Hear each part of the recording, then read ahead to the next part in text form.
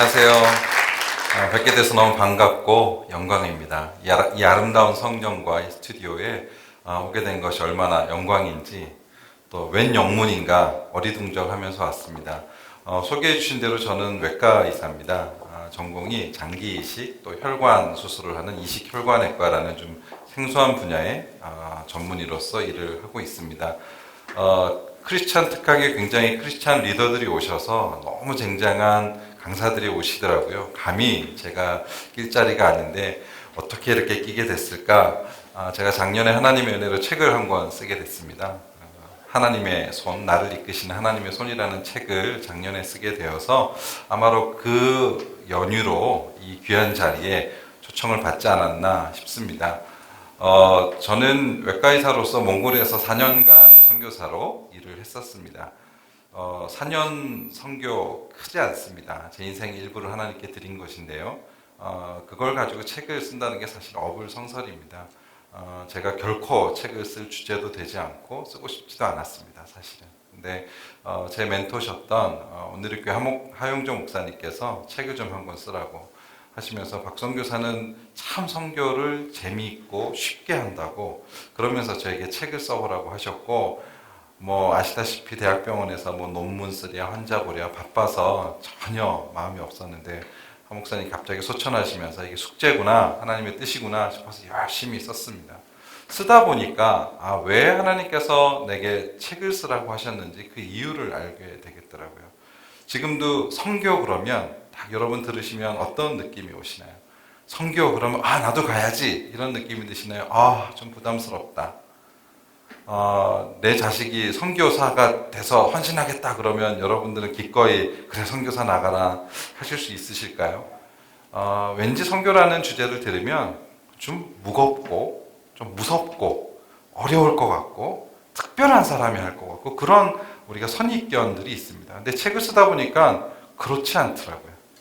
하나님께서 제게 하신 일들을 이렇게 잘 정리를 하다 보니까 선교가 너무나 재밌고 나 같은 사람도 하나님께서 쓰셨는데 제가 오늘 시간이 짧아서 제가 얼마나 많은 죄를 짓고 세상에서 막 살았는지 제가 이 시간에 고백할 수 없지만 하나님께서 나 같은 사람을 쓰셨으면 장단컨대 여러분 모두를 쓰실 수 있을 만큼 사실은 제가 엉망으로 살았고 탕자였던 사람이었습니다.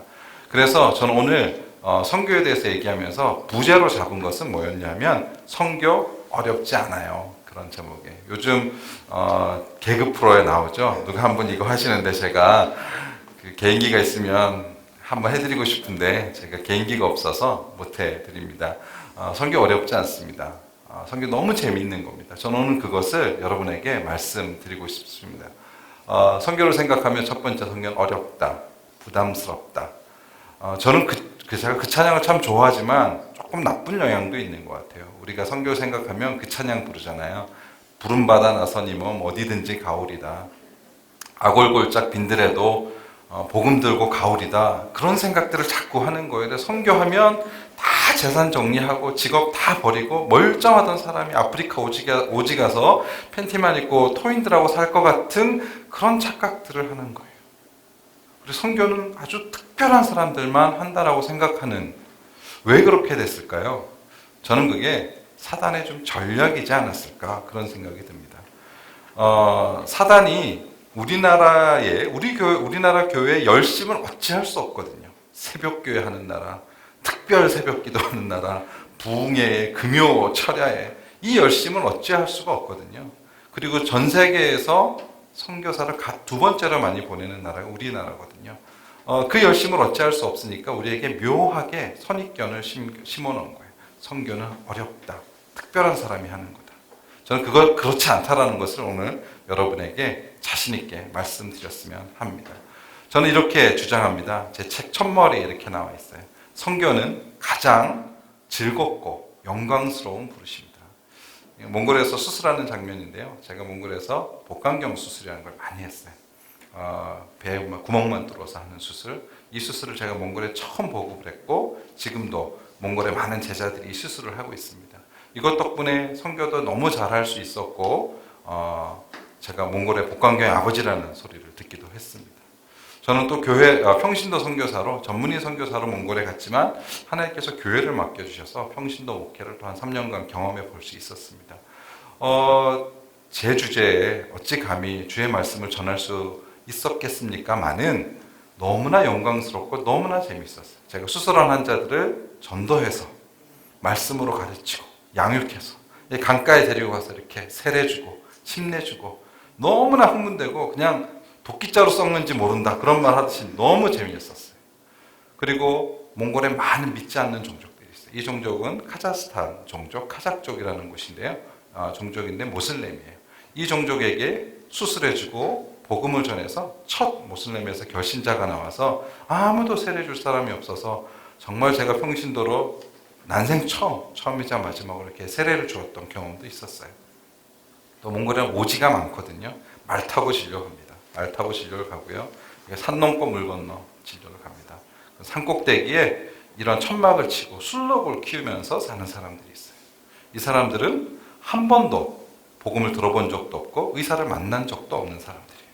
이런 사람들에게 텐트를 치고 수술을 해줍니다. 수술을 하고 복음을 전합니다. 왼쪽에 있는 사진은 제가 7년 전에 갔을 때 수술해줬던 애기예요. 제가 작년에 또 갔거든요. 작년에 또 가서 만났더니 이 친구가 와서 그러는 거예요. 7년 전에 나 수술해주면서 선생님이 너 꼭 예수 믿고 구원받아라 그랬다는 거예요. 그래서 정말로 예수 믿고 구원받아서 지금 자기가 주일학교 교사를 하고 있다고. 얼마나 놀라운 일이에요. 여러분 즐겁지 않으세요? 어떻게 하나님께서 나를 이런 일에 부르셨을까?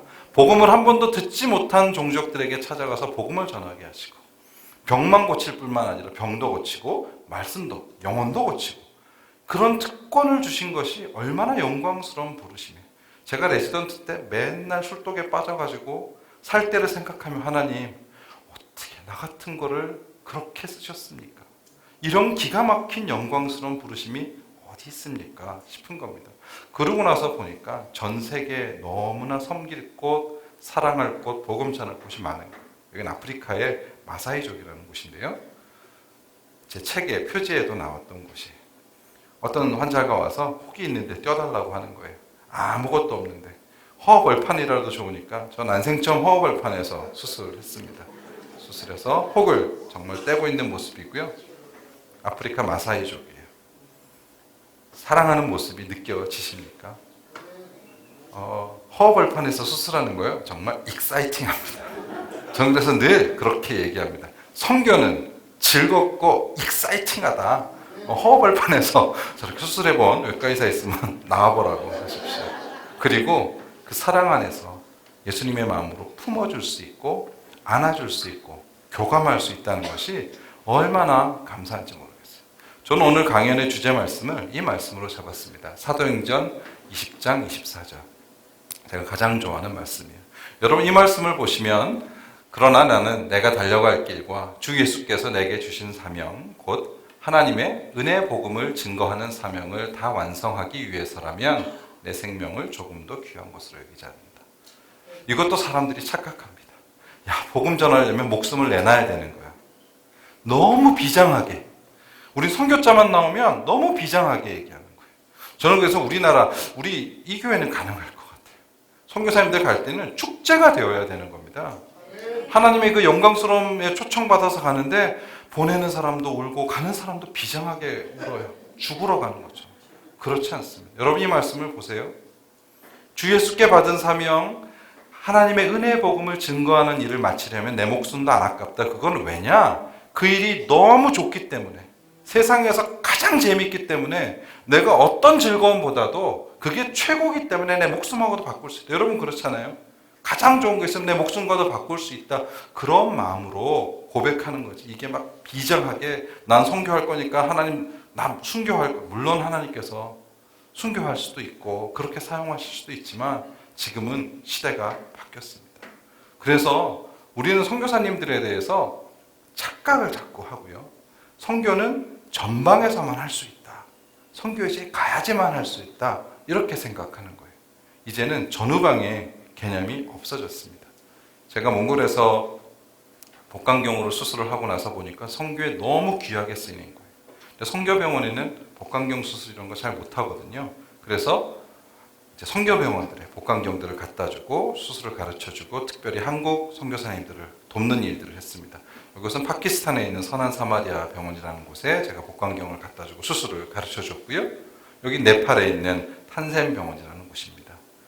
여기는 마다가스카르라는 곳이고요. 이거는 한 달 전에 캄보디아에 있는 헤브론 병원이라는 곳이. 선교병원에 복강경을 갖다 주고 선교사님들이 일 잘 하실 수 있도록 수술 가르쳐 드리고 복강경 기기 기증하고. 여러분 이거 선교인가요? 아닌가요? 너무 중요한 선교죠. 저는 전방에 있나요? 후방에 있나요? 저는 후방에 있습니다. 저는 여전히 교수로서 일을 하고 있습니다. 저는 교수로서 일을 하고 한국에서 후방에서 일을 하고 있지만 선교에 직접 참여도 하고 선교사님들을 돕고 이런 일을 할 수 있다는 겁니다. 또 하나 착각하는 것들이 있습니다. 선교는 특별한 사람들이 하니까 선교사님들은 슈퍼맨이라고 생각하는 거예요. 그래서 선교사님들은 24시간 밥도 안 먹고 화장실도 안 가고 기도만 하시고 성경만 읽는다라고 생각하는 거예요. 선교사님들은 우리와 성정이 똑같으신 분이고요. 다만 하나님께서 맡겨놓은 임지가 전방이기 때문에 전방에 가 계신 거예요. 여러분들 단기 선교 많이 가시죠? 저는 선교지에 있어 봐서 압니다. 단기 선교 팀이 오면요, 선교사 부담스럽습니다. 평소에는 TV도 보고 드라마도 봅니다. 근데 선교팀이 오면 그런 거 안 하는 줄 알아요. 새벽 기도부터 저녁까지 심야 기도까지 선교사는 기도만 하는 줄 알아요. 그러면 선교사가 후원하고 파송한 한국 사람들 앞에서 이렇게 척해야 되는 거예요. 그것이 우리의 비극이에요.